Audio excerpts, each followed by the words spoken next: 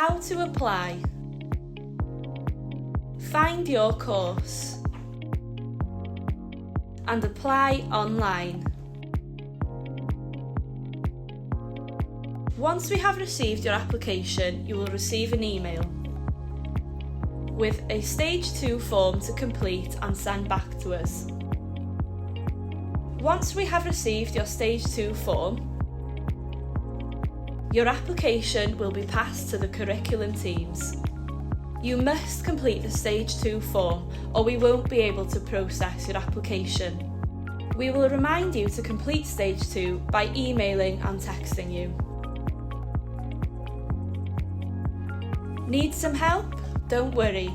Our admissions team will be more than happy to help you with queries or questions.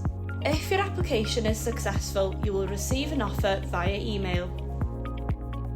You will be invited to attend your New Student Day in June to get a taster of the college and your course.